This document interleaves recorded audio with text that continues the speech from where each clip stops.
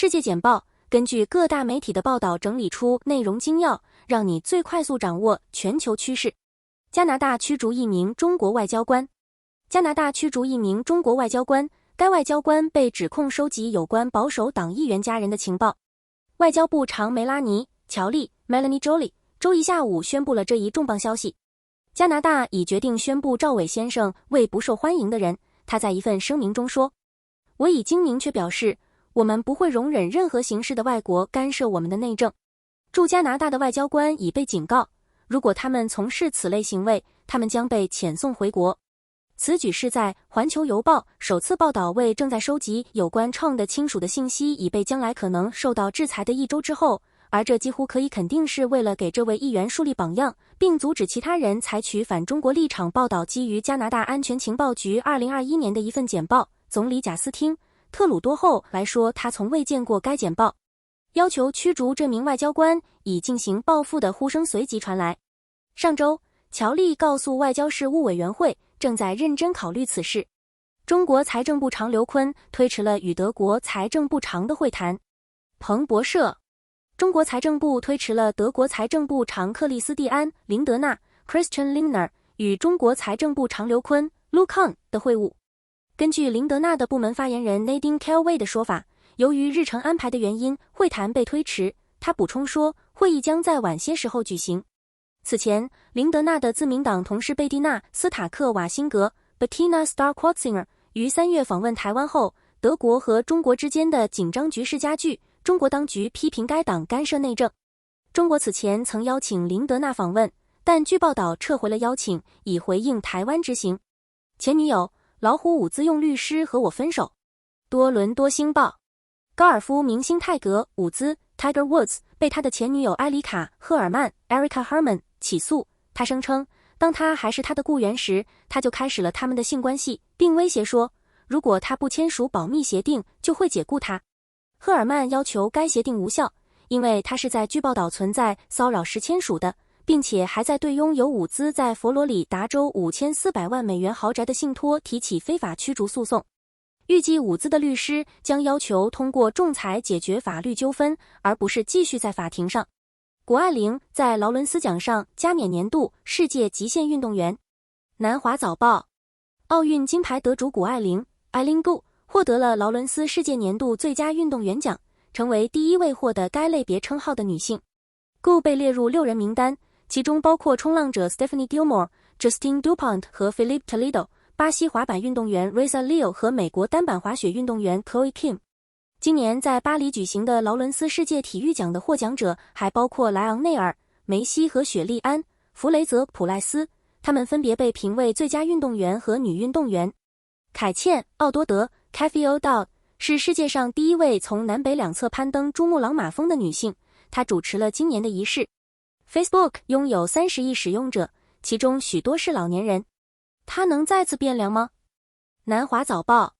，Facebook 遭受了年轻用户减少的困扰，必须与 TikTok 竞争市场份额。Meta 拥有的社交媒体平台每月声称拥有30亿使用者，但已经失去了年轻客户的青睐。Meta 正试图通过使用人工智慧 AI 来推荐内容并调整具有更多私人消息功能的平台，从而吸引年轻使用者回到平台。使用者人口统计数据与 Facebook 将如何发展有关。例如，如果它继续失去有影响力的青少年，那么围绕忠实使用者的产品线将需要发展并适应新的市场群体。Facebook 拒绝透露使用者人口统计数据。叙利亚重返阿拉伯联盟会迎来稳定的新时代吗？半岛电视台，叙利亚已重新加入阿拉伯联盟，这表明许多地区邻国对巴沙尔·阿萨德总统的态度正在解冻。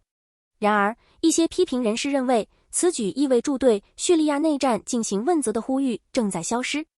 半岛电视台内幕的嘉宾讨论了这对叙利亚及其人民意味着什么。他们包括前叙利亚难民、现任叙利亚紧急工作队被拘留者事务主任奥马律·阿尔绍格雷、奥克拉荷马大学中东研究中心主任约书亚·兰迪斯 （Joshua Landis） 和中东智库 Gnosis 主任阿马律·瓦卡夫 （Emmer Wichta）。在挪威，电动汽车的未来已经到来。纽约时报，去年挪威80%的新车销售是电动汽车，使该国在向电池供电的移动性转变方面领先于大多数其他国家。挪威自1990年代以来一直在推广电动汽车，这说明它成为最早在2025年停止销售内燃机汽车的国家之一。电动汽车对环境的影响极低，大大降低了奥斯陆产生的氮氧化物水准。自2009年以来，该市的温室气体排放量下降了 30%。转向电动汽车对该国经济的负面影响也很小，加油站员工没有出现大规模失业，电网没有崩溃。鉴于挪威丰富的水电，电动汽车适度增加了对电力的需求。然而，挪威继续生产大量石油，使其成为减少温室气体同时仍生产大量化石燃料的虚伪的一个主要例子。中国和巴基斯坦敦促阿富汗援助与政治考虑脱钩。路透社，中国和巴基斯坦呼吁捐助者增加对阿富汗的人道主义资金，并将援助与政治考虑分开。国际官员预测，今年对阿富汗的援助将大幅下降，因此呼吁提供更多资金。捐助国一直在挑战塔利班政府对女性援助工作者的限制。联合国表示，在喀布尔执行禁止阿富汗妇女为这个世界机构工作的禁令后，他将继续将其工作人员留在家中。声明指出，阿富汗临时政府保证尊重妇女的权利。叙利亚重返阿拉伯联盟的背后是什么？多伦多星报，阿拉伯联盟在被孤立12年后决定重新接纳叙利亚，这对该国来说是一个具有象征意义的重大胜利，因为许多专家都认为美国的撤退决策允许了这一发展。然而，这可能无法保证叙利亚总统阿萨德所希望的重建资金激增，因为大多数西方国家仍然实施经济制裁，阻止阿拉伯国家进行大规模投资。重新接纳的决定并不意味着叙利亚的长期冲突将从现在开始得到解决。内战已经持续了13年，造成近50万人死亡，超过1100万人逃离家园，造成难民危机。政府控制地区的大多数叙利亚人希望与其他阿拉伯国家进行更多的贸易，以说明抵消一些经济困难。然而，美国和一些欧洲国家政府不太可能解除经济制裁，这意味着阿拉伯国家也受到限制，无法在叙利亚进行大量投资。俄罗斯军队不分青红皂白地猛烈抨击乌克兰，增加对前线城镇的军事压力。CNN，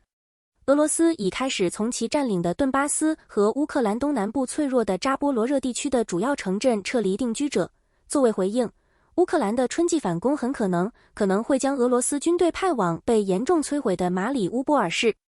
大规模疏散似乎表明俄罗斯意识到即将到来的战斗将是激烈的，因此正在提前撤出城镇居民，这反映了他们将要战斗的地形。因为如果乌克兰的攻势成功，俄罗斯可能会发现很难守住其连接克里米亚半岛与其余被占领的乌克兰和俄罗斯大陆的战略路的走廊。临时农业工人试点计划在大流行开始后延长。多伦多星报，加拿大政府已将吸引更多临时外国工人在农业和食品行业工作的试点专案再延长2年。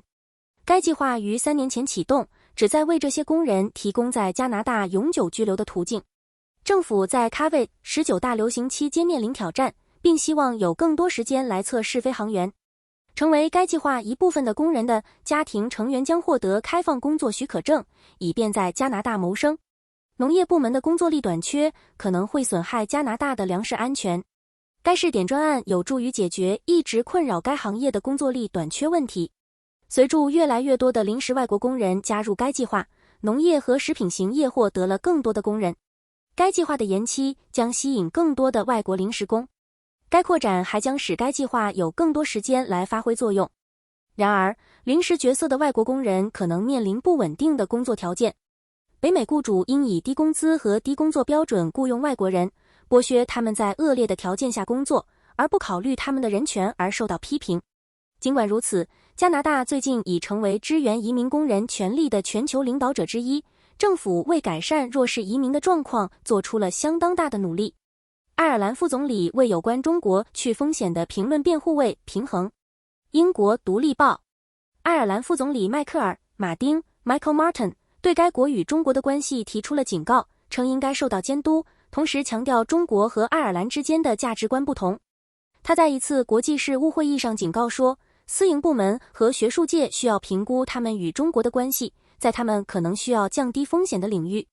这些评论引发了中国驻爱尔兰大使馆的批评，称其夸大其词和误导。尽管如此，马丁坚持认为他的评论是有分寸的，同时淡化了4艘俄罗斯船只在爱尔兰水域的存在。全球气候因纽特人温室由可再生能源提供动力。加拿大环球邮报，努纳武特的努纳维克温室生产水培蔬菜在琥珀蕨菜的专题中展出，并讨论了为当地居民提供食物的困难。努纳武特是加拿大的一个地区，该地区正在努力生产可持续、负担得起的粮食，粮食不安全是一个重大问题，超过 50% 的人口受到影响。该国主要依赖进口商品，由于进口产品的高价格和质量问题，温室被定义为努纳武特粮食安全联盟行动计划的一部分。GGOA Haven 的长老呼吁增加产量。世界简报，来自世界各大媒体的精要内容，让你享受总统简报般的特权，迅速掌握全球趋势。